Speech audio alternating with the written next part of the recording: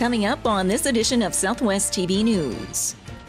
The ringing of bells is a familiar sound during the holiday season, and the Swift Current Salvation Army is once again counting on your generous support.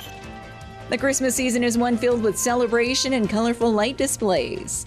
And by taking a few steps in advance of decorating, you can ensure your decorations are not only eye-catching, but fire-safe. This is a busy time of the year when many are attending more celebrations and public events, and a time when frequent and proper hand hygiene needs to be at the top of the list.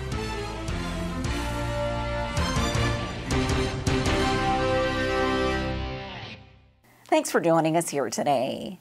Christmas is a busy time of the year for the Swift Current Salvation Army, and it's kicked off its annual Kettle campaign. The ringing of bells is a familiar sound during the holiday season, and the Swift Current Salvation Army is once again counting on your generous support. The annual Kettle campaign is underway, and donations can be made at the kettles around the city, with all proceeds helping those in need. Our goal with the kettles and fundraising in general is $220,000, and what that does is it helps us at Christmas, of course, but that's what funds the food bank for the whole year. And so that's very critical to us in terms of our general funding to operate through the year. And with 98 requests for children's gifts on the Angel Tree at the Miracle Room this year, the need in the community continues. And so if people want to buy toys for children and on our hamper list, they can pick a tag off the Angel Tree and you go buy the toy, you bring it back, we put it with the hamper. And after serving the Swift Current and surrounding area for the past 4 years, Major Grant and his wife will be moving on to the next chapter of their life as they pass the torch to a new leadership team at the Swift Current Salvation Army. My wife and I, we've been Corps officers or with the Salvation Army for 35 years. And so we retire as of coming June, and we are retiring in Swift Current. So we're looking forward to continuing to be part of the community. This community is by far, I don't have the statistics, but in my mind, per capita is one of the most generous I've ever encountered in Canada. And not just for the Salvation Army, for so many agencies in the community. It's absolutely exciting to see the support people give here. The Salvation Army has been a beacon of hope in Swift Current since 1913. To make a donation or offer your time as a volunteer this Christmas season, contact their office directly.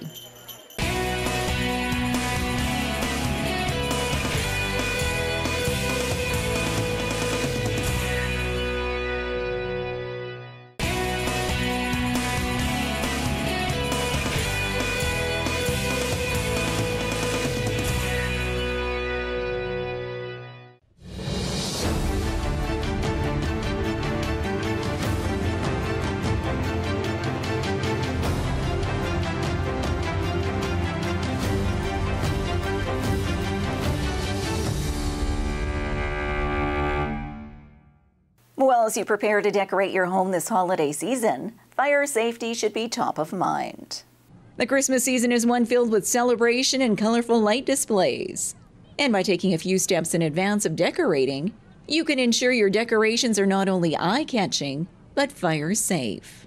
We're seeing lots more people with illuminated displays and inflatables and all sorts of different things. So check your cords as you're putting them up. Make sure that you run a hand over them, that they're not old and cracked and brittle and frayed.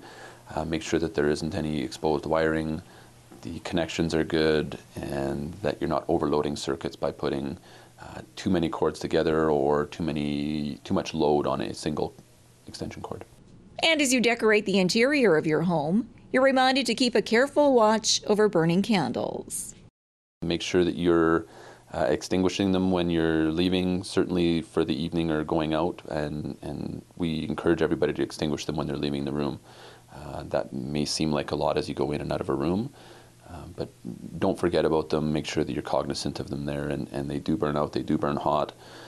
The perception that because it's a small candle or something like that, that it can't cause a fire is untrue. They do cause fires, they do cause problems. By ensuring your real Christmas trees don't dry out and you have a working smoke detector in your home, you can rest easy this holiday season.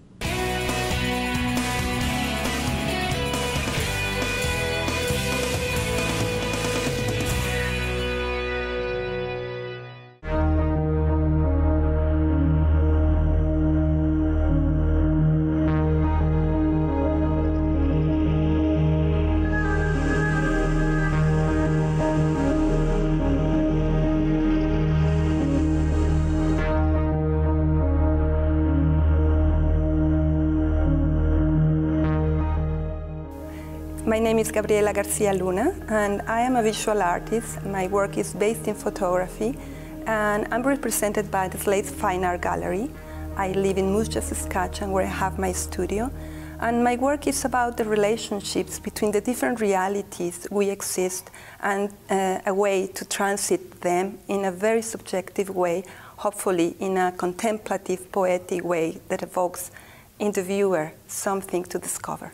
My work is photography-based, and meaning I use photography as a material for my work and as a concept for my work. I build images that are in essence photographic, but I rework them in many different ways. I experiment in many different ways, and one of them is by working digitally and layering different images I take. And I take a lot of images in nature, because it's where I find amazement and spaces for contemplation of things, details, or big things that really trigger in me interest and emotion. So my work is based in photography, but I include mixed media. I include also installation work sometimes in my work. Travel a lot, and traveling for me has been a way to know about myself more and about the world more, and to connect and to understand and to discover. It's just, for me, it's, I'm just kind of too curious, you know? So if that curiosity has taken me from place to place and has taken me to long journeys like India, where I return often, or all around Mexico, or took me to Canada. And so those places that I explore, you know, are often very connected to nature. And well, because that's where I find a space of calm and a space of connection.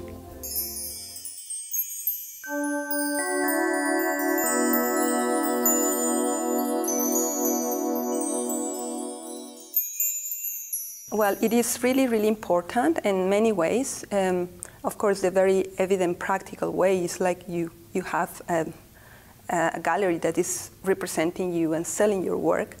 But also it's a vehicle, the gallery itself is a vehicle to bring your work to public in a different way that does public gallery, where I have exhibited as well, presented my work, or in a different way that a magazine does. You know, it's just a different portal of communication to bring your work and to create those dialogues, you know, between the artist and the public or the full community. Looking here is our actual photographs.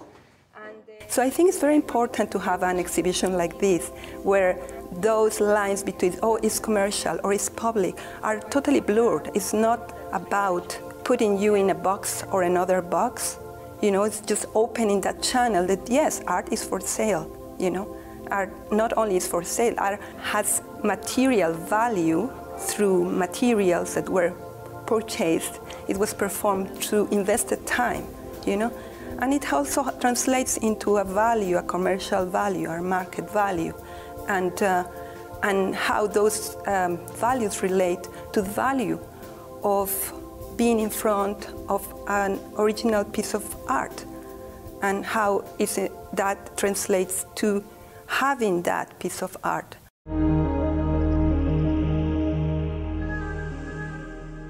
Proper hand hygiene and food safety are all linked to the Noro virus. We find out more in this report. This is a busy time of the year when many are attending more celebrations and public events, and a time when frequent and proper hand hygiene needs to be at the top of the list. If you use the washroom, fail to wash your hands, then go and prepare food, you're setting the scene for possible norovirus activity for yourself and others who later consume that food.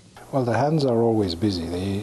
Being busy, they touch a lot of things, and being that way, it's very easy to pick up and spread illnesses. So hand wash is one very strong measure at reducing spread of diseases. Symptoms of the norovirus occur quickly with a combination of vomiting and diarrhea, often at the same time. And most healthy individuals will recover in 24 to 48 hours. And if you are feeling ill, stay home for at least 48 hours until all of the symptoms have surpassed to prevent any possible spread of the illness. You can also prevent the spread of the Noro virus to others in your home by actively spraying down countertops, hard surfaces, and other areas with Lysol. And frequently wash your hands. More information on the Noro virus is available through your public health office.